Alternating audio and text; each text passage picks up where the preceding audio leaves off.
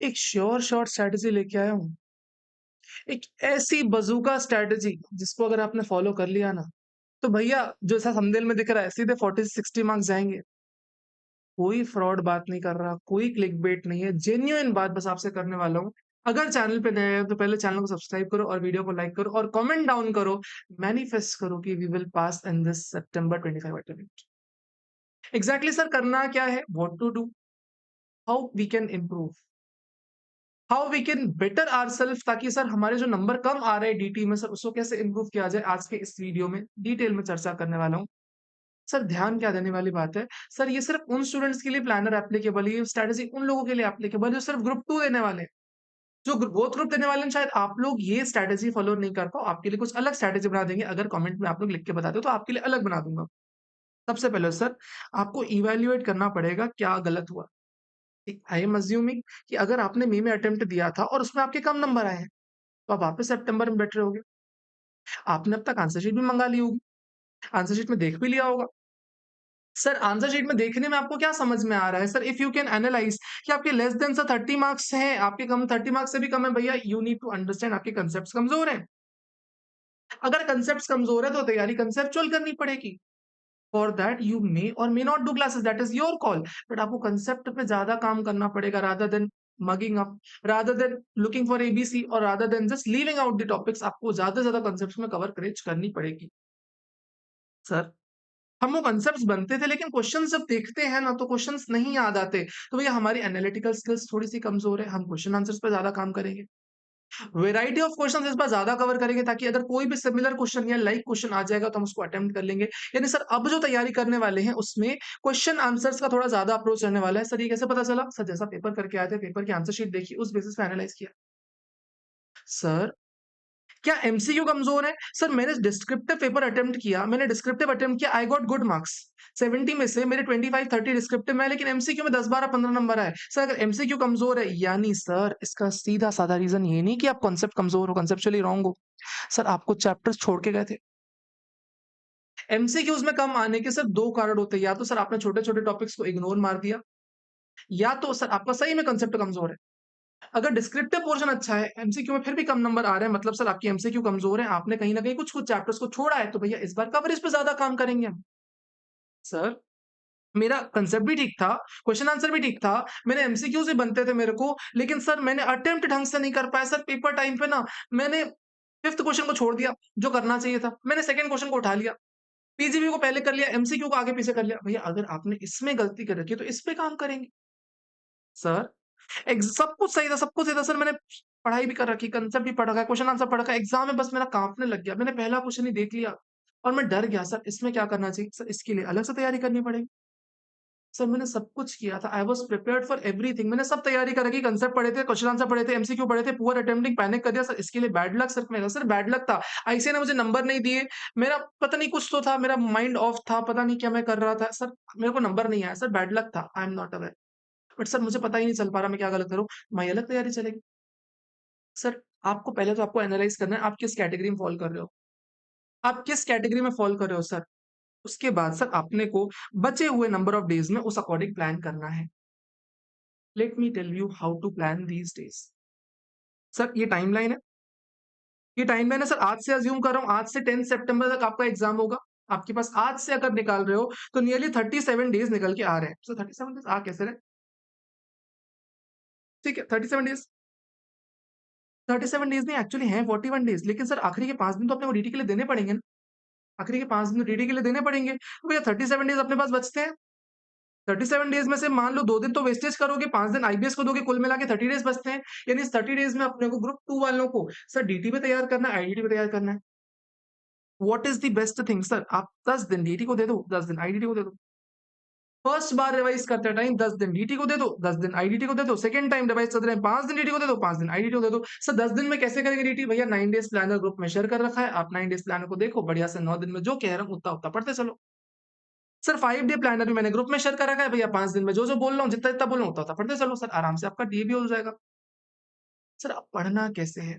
पढ़ना कैसे है? सर इसके लिए समझ लो। सबसे पहले सर कांसेप्ट कमज़ोर हैं या कांसेप्ट मज़बूत है? क्वेश्चन आंसर कमज़ोर है या क्वेश्चन आंसर मज़बूत है?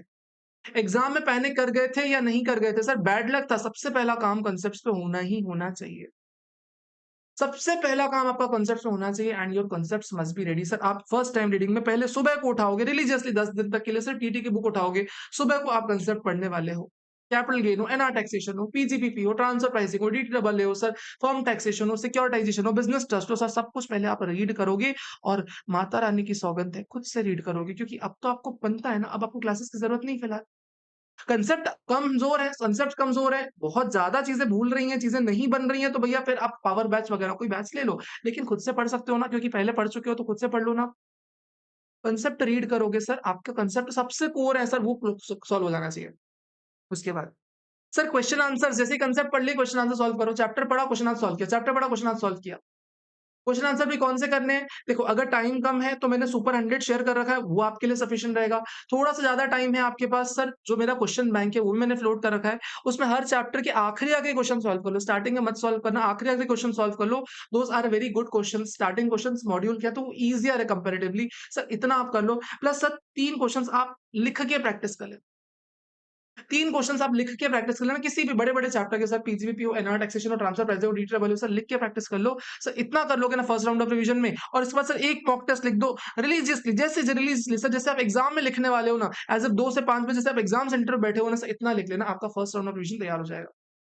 सर इसी को करने में ना आपका जो कांसेप्ट का इश्यू है ना वो क्लियर हो जाएगा, आपका क्वेश्चन आंसर का इश्यू क्लियर हो जाएगा। सर अटेम्प्टिंग स्किल्स में थोड़ी हद तक आपको रिलैक्सेशन लगेगा, अटेम्प्ट करने में आपको आसानी हो जाएगी, अटेम्प्ट करते बनेगा। जितना मॉक टेस्ट लिखोगे उतना आपको अटेम्प्ट करते आएगा कि कौन सा क्वेश्चन करना है, कौन सा क्वेश्चन नहीं करना। क्या 3 दिक्कतें सॉल्व हो गई sir first round of revision में? राइट आंसर इज यस, हो गई।